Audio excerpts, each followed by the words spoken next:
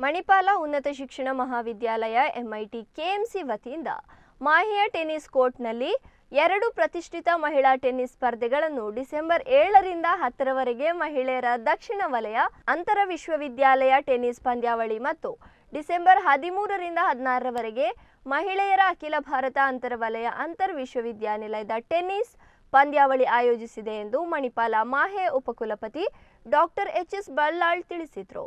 MIT KMC ಮತ್ತು ಮರೀನಾಗಳು ವಿಶ್ವದರ್ಜೆಯ tennis ಸೌಲಭ್ಯಗಳಲ್ಲಿ ಪಂದ್ಯಗಳು ನಡೆಯಲಿದ್ದು ಆಟಗಾರರು, ವ್ಯವಸ್ಥಾಪಕರು, ತರಬೇತುದಾರರು ಮತ್ತು ಅಧಿಕಾರಿಗಳು ಸೇರಿದಂತೆ ಭಾಗವಹಿಸುವವರಿಗೆ ಎಂಐಟಿ ಮತ್ತು ಕೆಎಂಸಿ ವಸತಿ ನಿಲಯಗಳು ಮತ್ತು ಎಂಎಎಚ್ಇ ಅತಿಥಿ ಗೃಹಗಳಲ್ಲಿ ವಸತಿ ಕಲ್ಪಿಸಿ ಆರಾಮದಾಯಕ ವಾಸ್ತವ್ಯ ವ್ಯವಸ್ಥೆಯನ್ನು ಕಲ್ಪಿಸಲಾಗುತ್ತದೆ ಎಂದು ತಿಳಿಸಿದರು.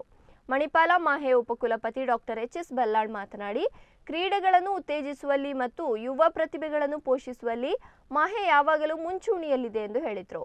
ಮಾಹೆ ಉಪಕುಲಪತಿ lieutenant general doctor M D. Venkatesh, ಮಾಹೆಯ ತಂತ್ರಜ್ಞಾನ ಮತ್ತು ವಿಜ್ಞಾನ ವಿಭಾಗದ ಉಪಕುಲಪತಿ ಡಾಕ್ಟರ್ ನಾರಾಯಣ ಸಬಾಹೆತ್, ಮಾಹೆ ಮಣಿಪಾಲದ registrar doctor P. Giridhar Kini ಪ್ರಾಸ್ತಾವಿಕವನ್ನಾಡಿದರು. ಮಾಹೆ ಅಧಿಕಾರಿಗಳು ಪತ್ರಿಕಾಗೋಷ್ಠಿಯಲ್ಲಿ ಉಪಸ್ಥಿತರಿದ್ದರು.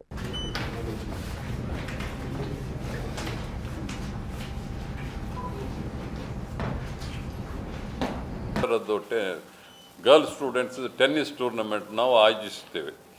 ಮೊದಲನೇದಾಗಿ south zone inter university tennis, ದಕ್ಷಿಣ ಝೋನ್ ಇದು ಇಂಟರ್ ಯೂನಿವರ್ಸಿಟಿ ಟೆನ್ನಿಸ್ ಟೂರ್ನಮೆಂಟ್, ಅದು ಡಿಸೆಂಬರ್ 7 ರಿಂದ 10ನೇ ತಾರೀಕುವರೆಗೆ.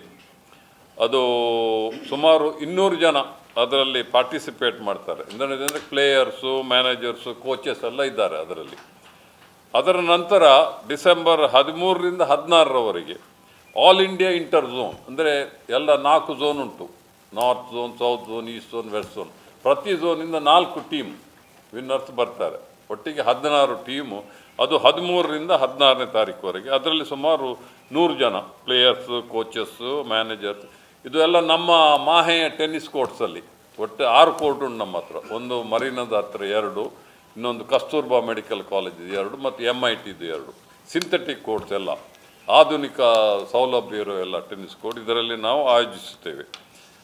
ಇದಕ್ಕೆ ನೀವು ಒಳ್ಳೆಯ ಪಬ್ಲಿಸಿಟಿ ಕೊಡಬೇಕು. ಯಾಕೆಂದರೆ ಇದು ವಿಮೆನ್ಸ್ ಜೆಂಡರ್ ಈಕ್ವಿಟಿ. ನಾವು ಅಂದರೆ we always talk about women's empowerment ಅಂತ ಅಲ್ವಾ. ಹಾಗಾಗಿ ಅವರು ಈ ಟೆನ್ನಿಸ್ ಕೂಟವನ್ನು ಅದಕ್ಕೆ ನೀವು ಭಾಳಷ್ಟು ಪ್ರಾಮುಖ್ಯತೆ ಕೊಟ್ಟು ಅದಕ್ಕೆ ಪಬ್ಲಿಸಿಟಿ ಕೊಡಬೇಕು. ಯಾಕಂದರೆ ಭಾಳಷ್ಟು ಜನರಿಗೆ ಗೊತ್ತಾಗಬೇಕು ಅಂಥ ಒಂದು ಉದ್ದೇಶದಿಂದ ನಾವು ಈ ಟೂರ್ನಮೆಂಟನ್ನು ಇವತ್ತಿನ ಇಲ್ಲಿ ಕಂಡಕ್ಟ್ ಮಾಡ್ತೇವೆ, ನಡೆಸ್ತೇವೆ. ಒಂದು 7 ರಿಂದ 10 ಸೌತ್ ಝೋನ್ ಇಂಟರ್ ಯೂನಿವರ್ಸಿಟಿ, 13 ರಿಂದ 16 ಆಲ್ ಇಂಡಿಯಾ ಇಂಟರ್ ಝೋನ್, ಅಂದರೆ ಪ್ರತಿ 4 ಝೋನಿಂದ ಒಂದೊಂದು ಝೋನಿಂದ 4 ಟೀಮ್, 16 ಟೀಮ್ ಬರ್ತದೆ. ಒಂದು ಟೂರ್ನಮೆಂಟ್ ನಡೀತಾ ಇದೆ ಮಾಹೆಯಲ್ಲಿ. ಪ್ರತಿ ವರ್ಷ ಮಾಹೆಯಲ್ಲಿ ಇಂಟರ್ ಯೂನಿವರ್ಸಿಟಿ ಲೆವೆಲ್ನಲ್ಲಿ, ಅಂದರೆ ನ್ಯಾಷನಲ್ ಲೆವೆಲ್ನಲ್ಲಿ 2 ರಿಂದ 3 ಇಂಟರ್ ಯೂನಿವರ್ಸಿಟಿ ಟೂರ್ನಮೆಂಟ್ ನಡೆಯುತ್ತೆ. ಇದು ಒಂದು ಲೇಡೀಸ್ ವಿಮೆನ್ಸ್ ಟೆನ್ನಿಸ್ ಒಂದು ಇಂಪಾರ್ಟೆಂಟ್ ಈವೆಂಟ್. ನಿಮ್ಮೆಲ್ಲರಿಗೂ ಗೊತ್ತಿದ್ದ ಹಾಗೆ ಭಾರತ ದೇಶ 2036 ಒಲಿಂಪಿಕ್ ಆಯೋಜನೆ ಮಾಡಲಿಕ್ಕೆ ಹೊರಟಿದೆ. ಪ್ರಧಾನಮಂತ್ರಿ ಆಗಲೇ ಘೋಷಣೆ ಮಾಡಿದ್ದಾರೆ.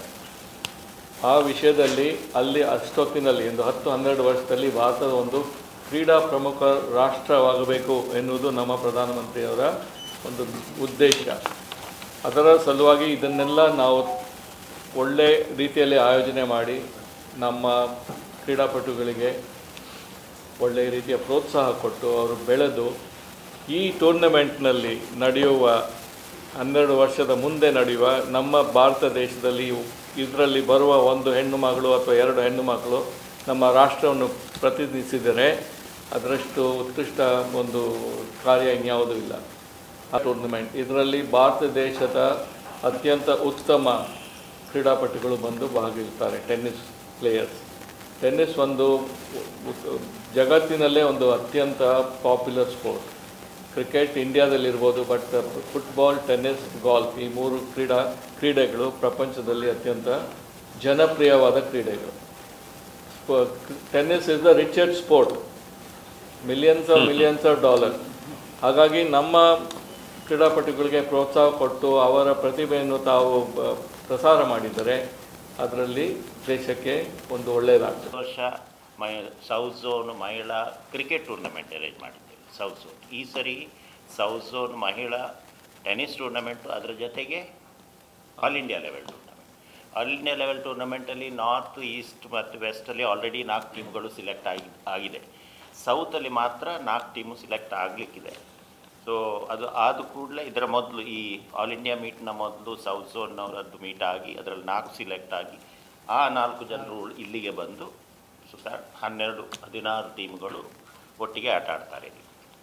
ಇನ್ನೊಂದು ಮುಖ್ಯ ಅಂಶ ಹೇಳಿದರೆ 16 ಟೀಮುಗಳು ಬೇರೆ ಬೇರೆ ಕಡೆಯಿಂದ, ನಾರ್ತ್, ಸೌತ್, ಈಸ್ಟ್, ವೆಸ್ಟಿಂದ, ಅದೇ ಥರ 38 ಟೀಮುಗಳು ಸೌತ್ ಝೋನಿಂದ ಬಂದಾಗ ಇದು ಮಾಹೆಗೆ ಮಾತ್ರ ಅಲ್ಲ, ಉಡುಪಿಗೂ ಇಲ್ಲಿಯ ಕಲ್ಚರ್, ಇಲ್ಲಿಯ ಫುಡ್, ಇಲ್ಲಿಯ ಪ್ರವಾಸಿ ತಾಣಗಳಿಗೆ ಅಲ್ಲಿಗೆಲ್ಲ ಹೋಗಿ ವಿಸಿಟ್ ಮಾಡಿ ಬರ್ತಾರೆ. ಸೊ ಅದಕ್ಕೊಂದು ಉಡುಪಿಗೆ ಒಂದು ದೊಡ್ಡ ಹೆಮ್ಮೆ. ಅದು ನಮ್ಮ ಮಾಹೆಗೆ ಮಾತ್ರ ಅಲ್ಲ, ಇಲ್ಲಿಯ ಕಲ್ಚರ್ ಬಗ್ಗೆ ಅವರಿಗೆ ಅರಿವಾಗ್ತದೆ. ಸೊ ಒಂದು ಕ್ರೀಡೆ ಹೇಳಿದರೆ ಕ್ರೀಡೆಗೆ ಮಾತ್ರ ಒತ್ತು ನೀಡುವುದಲ್ಲ, ಅದರ ಜೊತೆಗೆ ನಮ್ಮ ಮಾಹೆಗೊಂದು ದೊಡ್ಡ ಅಡ್ವರ್ಟೈಸ್ಮೆಂಟ್ ಆಗುತ್ತೆ. ನೋಡ್ತಾರೆ, ನಮ್ಮ ಯೂನಿವರ್ಸಿಟಿಯಲ್ಲಿ ಇಲ್ಲದ ಫೆಸಿಲಿಟಿಗಳು ಇಲ್ಲಿದೆ, ಅದನ್ನು ನೋಡ್ತಾರೆ, ಯಾವುದೆಲ್ಲ ಡಿಪಾರ್ಟ್ಮೆಂಟ್ಗಳಿವೆ. ಸೊ ಇದೊಂದು ಅಡ್ವರ್ಟೈಸ್ಮೆಂಟ್, ದೊಡ್ಡ ಅಡ್ವರ್ಟೈಸ್ಮೆಂಟ್. ಅವರೇ ಬಂದು ನೋಡಿ ಹಿಂದಕ್ಕೆ ಹೋಗಿ ಮತ್ತೆ ಈ ಥರ ಇದೆ ಅಂತೇಳಿ ಹೇಳುವಂಥದ್ದು. ಇದನ್ನು ಜನರಿಗೂ ಗೊತ್ತಾಗಬೇಕು. ನಮ್ಮಲ್ಲಿ ಶಾಲೆ ಮಕ್ಕಳಲ್ಲಿ ಎಷ್ಟೋ ಜನ ಟೆನ್ನಿಸ್ ಆಡೋರಿದ್ದಾರೆ, ಅವರು ಈ ಟೈಮಲ್ಲಿ ಇಲ್ಲಿಗೆ ಬಂದು ನೋಡಿ ಈ ಪ್ಲೇಯರ್ಸ್ ಎಲ್ಲ ಹೇಗೆ ಆಗ್ತಾರೆ, ಹೇಗೆ ಮುಂದುವರಿಬೋದು ಟೆನ್ನಿಸಲ್ಲಿ, ಎಸ್ಪೆಷಲಿ ಹೈಸ್ಕೂಲಿನಲ್ಲಿರುವಂಥ ಮಕ್ಕಳು. ಈಗ ಹೈಸ್ಕೂಲ್ನಲ್ಲಿರುವ ಮಕ್ಕಳು ನಾಡ್ದು ಒಲಿಂಪಿಕ್ಸ್ ಶುರುವಾಗುವಾಗ ಅವರು ಕರೆಕ್ಟ್ ಏಜಿಗೆ ಬಂದಿರ್ತಾರೆ ನ್ಯಾಷನಲ್ ಸ್ಪೋರ್ಟ್ಸ್ ಆಡಲಿಕ್ಕೆ.